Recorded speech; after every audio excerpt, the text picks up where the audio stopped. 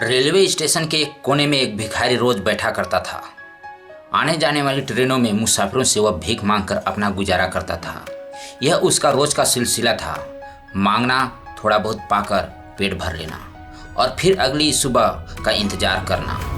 एक दिन जब वह प्लेटफार्म पर भीख मांग रहा था, उसकी नज़र एक लंबे सूट बूट पहने व्यक्ति पर पड़ी। देखने में वह बहुत अमीर लगता था। भिखारी को उम्मीद हुई कि यह आदमी उसे अच्छा दान देगा। वह उसके पास गया और भीख मांगने लगा।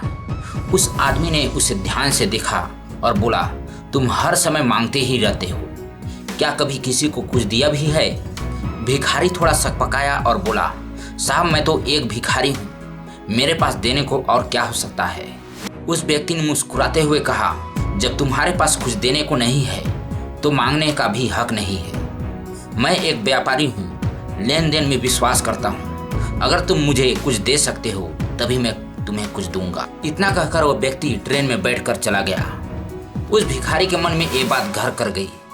उसने सोचा, शायद लोग मुझे इसलिए कुछ नहीं देते क्योंकि मैं उन्हें कुछ वापस नहीं दे सकता, लेकिन मैं तो एक भिखारी हूँ, मैं क्या दे सकता हूँ। 2 दिन तक यही सोचते हुए वह परेशान रहा। तीसरे दिन उसकी नज़र स्टेशन के पास कुछ खिले हुए फूलों पर पड़ी। एक विचार उसके मन में आया, क्यों न मैं भीख के बदले इन फूलों को ही दूं। वह खुशी खुशी फूल तोड़ लाया और जब किसी ने उसे भीख दी तो उसने मुस्कुराकर बदले में उन्हें एक फूल दे दिया। लोग चकित हुए, खुश हुए और फूल संभालकर अपने पास रख लिए। अब उसे लोग ज्यादा भीख देने लगे। यह सिलसिला रोज चलने लगा। वह फूल देता, लोग पैसे देते। एक दिन वही लंबा आदमी फिर उसी स्टेशन पर दिखा।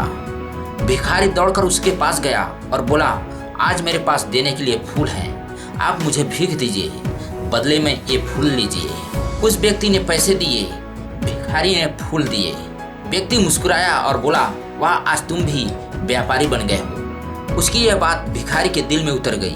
वह सोचने लगा, मैं अब भिखारी नहीं, एक व्यापारी हूँ। उत्साहित होकर वह ट्रेन से उतरा, आसमान की तरफ देखा और जोर से बोला, मैं भिखारी नहीं हूँ, मैं एक व्यापारी हूँ।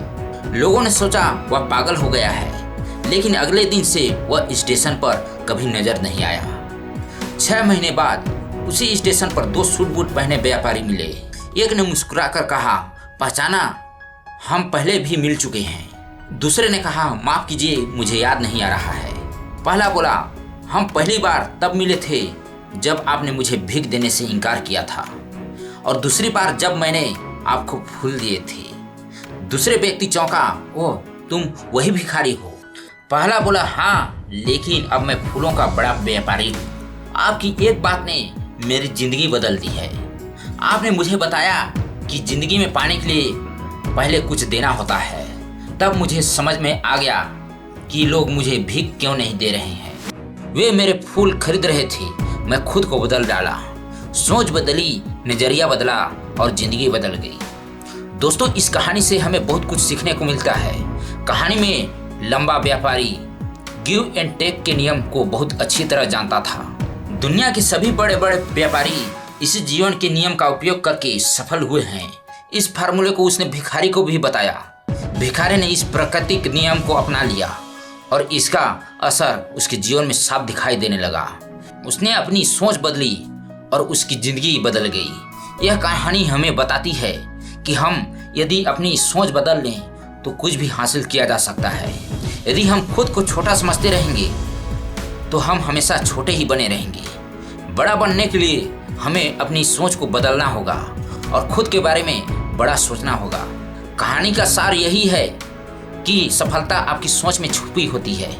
खुद का आत्मसम्मान जगाएं, अपनी सोच को बड़ा बनाएं। दोस्तों, इस कहानी से हमें यह सीख मिलती है कि सफलता सिर्फ संसाधनों में नहीं, सोच में छुपी होती है। अगर हम खुद को छोटा समझते रहेंगे तो हम कभी भी बड़ा नहीं बन पाएंगे। दुनिया लेन देन से उस सिद्धांत पर चलती है, पहले दो फिर लो। इसलिए आप भी अपने भीतर झांक कर देखें तो पाएंगे आपके पास भी देने के लिए बहुत कुछ है। सोच बदलिए, नजरिया बदलिए, फिर सफलता खुद चलकर आएगा, आपको यकीन भी नहीं हो।